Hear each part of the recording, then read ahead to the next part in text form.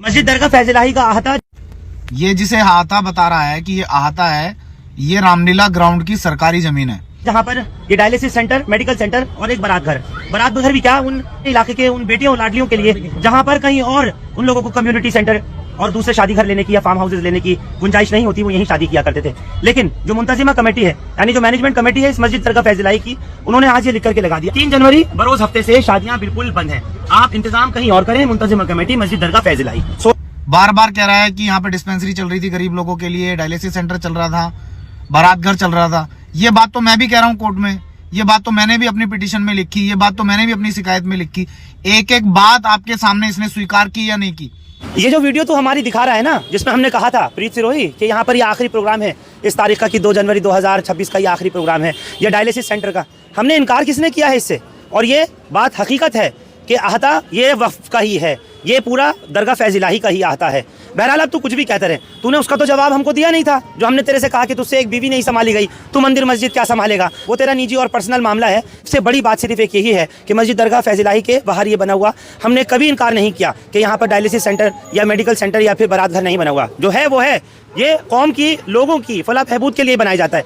इसी वजह से कहता हूँ कि उस श्री हनुमान वाटिका मंदिर में जिस तरह से वहाँ पर भी मेडिकल सेंटर चलाया जाता है, वहाँ पर कैंप लगाए जाते हैं और वो सन परमानंद अस्पताल हो या दूसरे हॉस्पिटल हैं उनसे एफिलिएटेड है, वहाँ लोग जाते हैं, वहाँ उन लोगों की आंखों के ऑपरेशन का भी कैंप लगता है, दांतों का भी डेंटल केयर वहाँ पर था, जिम एक वहाँ पर बनाया हुआ है जो आज भी मौजूद है। और इसी हनुमान वाटिका मंदिर की आपको एक पूरी डिटेल रिपोर्ट दिखाई थी जिसमें रामलीला मैदान में एक गेट इनका खुल रहा है जो कि मंदिर के बैक साइड से खुल रहा है, पूरा एक वहाँ पर आश्रम अंदर बना दिया गया है। और क्या कुछ चाहिए, गौशाला वहाँ पर बनी हुई है। नहीं नजर आएगा तुझे प्रीत सिरोही, तुझे सिर्फ ये वाली वीडियो नजर आएगी जो मेडिकल सेंटर की हो या बारात घर की हो। वहाँ पर भी जाकर के देख, अभी भी वहाँ लाइनें लगती हैं लंबी लंबी, वहाँ पर भी डिस्पेंसरी में लोग आते हैं उसी श्री हनुमान वाटिका मंदिर में, जो कि मंदिर नहीं होता था, जो कि सिर्फ महमूद इलाही मस्जिद और महमूद इलाही कब्रिस्तान हुआ करता था। यहाँ डायलिसिस सेंटर भी चल रहा था, यहाँ बारात घर भी चल रहा है, और कह रहा है कि मस्जिद वालों ने बोर्ड लगा दिया कि अब यहाँ शादियां नहीं होंगी, ये जिन लोगों की शादियां बुक थी ये कहाँ जाएंगे। तो भाई सुप्रीम कोर्ट पर लेंटर डाल दो, जाके राष्ट्रपति भवन पर प्रधानमंत्री के घर पे जाके लेंटर डाल दो। सरकारी भूमि पर कब्जा करके वहां से रेवेन्यू जनरेट कर रहे थे, वहां से इनकम जनरेट कर रहे थे, पैसा कमा रहे थे। इस खटारा में बैठ करके जो तू पुछ पुछ करता है ना प्रीत सिरोही, अगर हिम्मत है, ताकत है तुझमें और वाकई तू मर्द है, तो एक मरतबा मंदिर के कागजात को भी ऐसे ही ला करके दिखा जैसे कि दरगाह कमेटी के लोगों ने, मस्जिद फैजलाही की कमेटी के लोगों ने दिखाए हैं। गैजेट ला करके दिखा, अगर तुझमें हिम्मत वाकई है तो ला करके दिखा उन तमाम कागजात को जो मंदिर के हैं, और ला कर दिखा 1970 के, 1950 के, 1940 के वो पेपर जैसे मस्जिद दरगाह फैजलाही के लोगों ने, इनकी कमेटी के लोगों ने दिखाया है। तेरे में हिम्मत लेकर के आ और दिखा उसके अंदर कि कहाँ उस नक्शे के अंदर एक गौशाला, एक जिम वहाँ पर यानी व्यायामशाला बनी हुई है, कहाँ वहाँ पर एक डेंटल सेंटर और एक आश्रम बना हुआ है। दिखाना ला करके, है हिम्मत तुझमें? किसी सड़क छाप से बनवाए हुए नक्शे की बात नहीं कर रहा जो तूने मुझे पहले दिखाया था, वो नक्शा नहीं चाहिए दिखाने के लिए, वो दिखा जो कागज दिखाए गए हैं। और नहीं तो फिर अदालत का इंतजार कर, जहां कानून तेरे लिए भी वहां दूसरे फरीकों के लिए भी बराबर का है। ये तमाम आवाम चैलेंज कर रही है, ये लोग चैलेंज कर रहे हैं, मैं भी तुझे चैलेंज करता हूं, ला करके दिखा अगर तेरे पास में उस दौर के कागज हों। और इतना बड़ा, इतना भव्य मंदिर जितना था उतना आज बना हुआ है। हम कोई खिलाफ नहीं है मंदिरों के, हम कोई खिलाफ नहीं है गिरजाघरों और गुरुद्वारों के, लेकिन तेरी मानसिकता जो है वो पूरी दुनिया देख रही है, पूरा समाज देख रहा है, तेरे ही लोग, तेरे अपने भी लोग वो तुझ पे ही थू कर रहे हैं।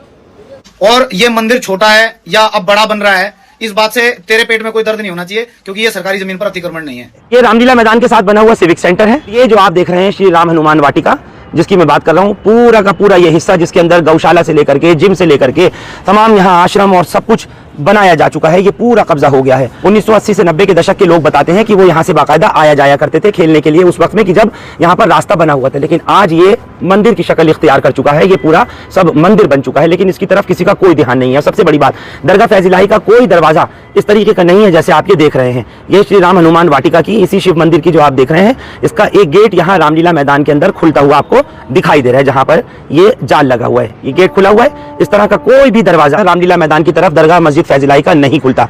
आपको अंदाजा लगाना मुझे लगता है कि मुश्किल नहीं है कि ये किस तरीके की पार्शियलिटी की जा रही है, किस तरीके का ये दोहरा रवैया इख्तियार किया जा रहा है। सारे पर्चे, दस्तावेज, डॉक्यूमेंट जो हैं वो मस्जिद दरगाह फैजलाही के लिए मांगे जा रहे हैं। पूरी तरह रामलीला मैदान के साथ में बने हुए इतने बड़े और भव्य मंदिर के ये पीछे का हिस्से में जिसको आप देख रहे हैं, जहां ये एक बड़ा शिवाला बनता हुआ भी नजर आ रहा है, वहाँ ये गेट, ये दरवाजा, ये पूरी बिल्डिंग, ये सब कुछ बना दी गई है इसी हनुमान वाटिका की, जिसको आप अपने स्क्रीन पर देख रहे हैं। पूरे रामलीला मैदान की ये तस्वीर है, जबकि इसके साथ में बना हुआ ये मस्जिद दरगाह फैजलाही आपके सामने आपको नजर आ रहा है। महज 15 मीटर के फासले में बने हुए 2 धर्म स्थल, एक ये मस्जिद और एक आगे वो मंदिर, दोनों के लिए अलग अलग कानून, अलग अलग प्रावधान, आखिर क्यों? मुसलमानों को किसी के धर्म स्थल से, किसी की इबादतगाह से, ख्वाह कि वो मंदिर हो, वो गुरुद्वारा हो या फिर गिरजाघर हो या कुछ और, उससे कोई गुरेज, कोई परहेज न कभी था, न कभी है और न ही होगा। ये परेशानी और दिमाग का फतूर सिर्फ उन लोगों के लिए है, उन नफरती चिंटुकों को है जिनको दूसरे धर्म स्थलों से हमेशा टीस रहती है, जिनकी रातों की नींदें दूसरे धर्म स्थलों से, दूसरों की आस्थाओं से हराम रहती हैं। तो ऐसा लोग कहते हैं कि आखिर मुसलमान कब तक सोएगा? क्यों अदालतों की तरफ नहीं रुजू हो रहा? क्यों अदालतों के दरवाजे नहीं खटखटा रहा? क्यों अपने हक और इंसाफ के लिए वो तंजीमें जो काम करती हैं वो अब तक इस तरफ नहीं देख रही हैं? क्या उनको नजर नहीं आ रहा है कहां कहां कब्जा करके मंदिर बनाए गए, कहां कहां कब्जे करके और दूसरी इबादतगाहें बनाई गई? आप सिर्फ अपनी दरगाहों के लिए, अपनी मस्जिदों के लिए, अपने इमाम बाड़ों के लिए, अपनी ईदगाहों के लिए, अपनी खानगाहों के लिए ही बस पर्चे ढूंढते और तलाशते रहिए। जाकर के सवाल मत करिए, अदालत से मत पूछिए। जितना हक दूसरे लोगों का अदालतों पर है उतना आपका भी है, मुसलमानों का भी है, हिंदुओं का, सिखों का, ईसाइयों का, सबका हक है। सबके लिए इंसाफ बराबर होना चाहिए और सबको इंसाफ मिलना चाहिए।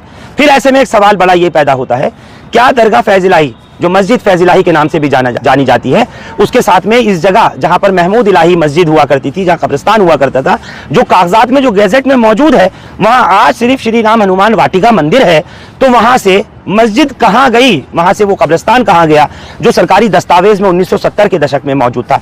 और जैसे मैंने आपको बताया कि 70-80 के दशक के लोग ये बताते हैं कि यहाँ पर एक बाकायदा रास्ता खुला हुआ था और वो रास्ता बाकायदा आने जाने का था।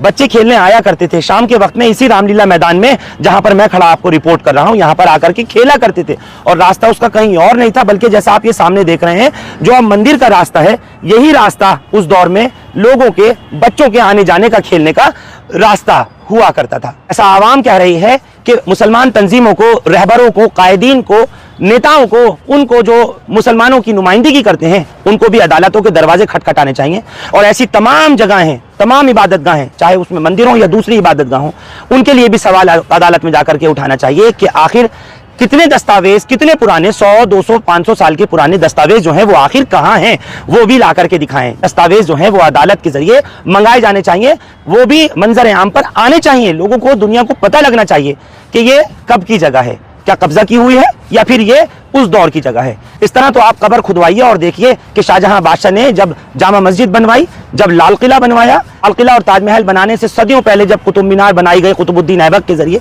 उनके कागजात कहाँ हैं? ताजमहल के कागजात कहाँ हैं? तोड़वा दीजिए सब कुछ, तोड़ दीजिए सब, जिसके कागजात ही नहीं हैं।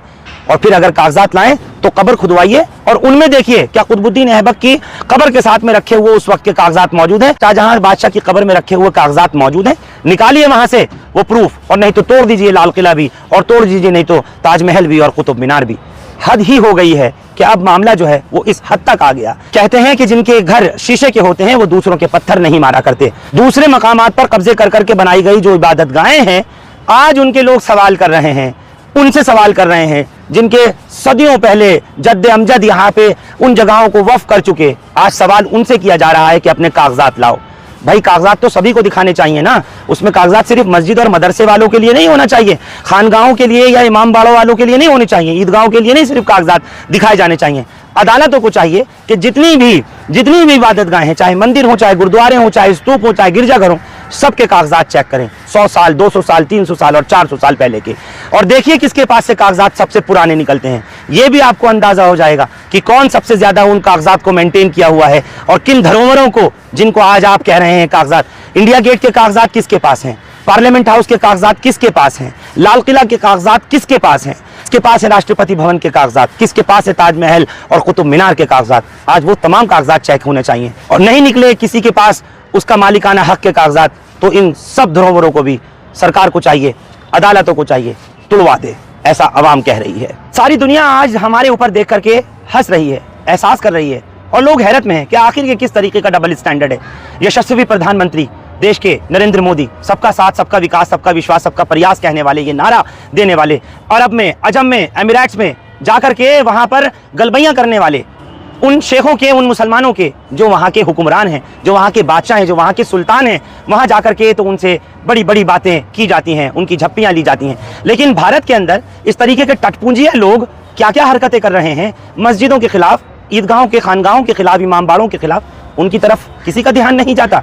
आपने ये भी देखा किस तरह से दुबई में एक भव्य मंदिर बनाया गया, शिलान्यास खुद प्रधानमंत्री मोदी जाकर वहां पर कर रहे हैं, और किस तरह से दूसरे मुल्कों के अंदर जाकर के प्रधानमंत्री का वो मुसलमान, वो हुक्मरान, वो सुल्तान, वहां के बादशाह वहां नजरें अपनी पल के बिछाते हैं देश के प्रधानमंत्री के लिए। लेकिन उन्हीं देश के प्रधानमंत्री के इसी भारत के अंदर मुसलमानों के उन इबादतगाहों को टारगेट किया जा रहा है जिनसे उनके जज्बात, उनके सेंटिमेंट्स मजरूह हो रहे हैं, जिसमें उनके जज्बातों को, जिसमें उनकी भावनाओं को आहत किया जा रहा है। हमारे देश के प्रधानमंत्री को इस तरफ भी ध्यान जरूर देखना होगा। मुस्लिम राष्ट्रीय मंच, जिसके साथ आज एक दो नहीं हजारों लाखों मुसलमान जुड़ रहे हैं, मुस्लिम राष्ट्रीय मंच को देखना होगा।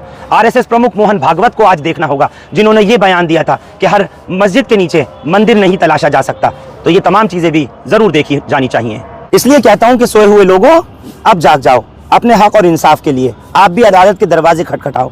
आज भी अपने दस्तावेजों को मजबूत करो और किसी तरीके से अपना हक यूं ही रायगा नहीं जाने दो। हिंदुस्तान लाइव फरहान याहिया यूट्यूब पर सब्सक्राइब कर सकते हैं और क्लिक कर सकते हैं बेल आइकन हमारी खबर की पहली नोटिफिकेशन के लिए।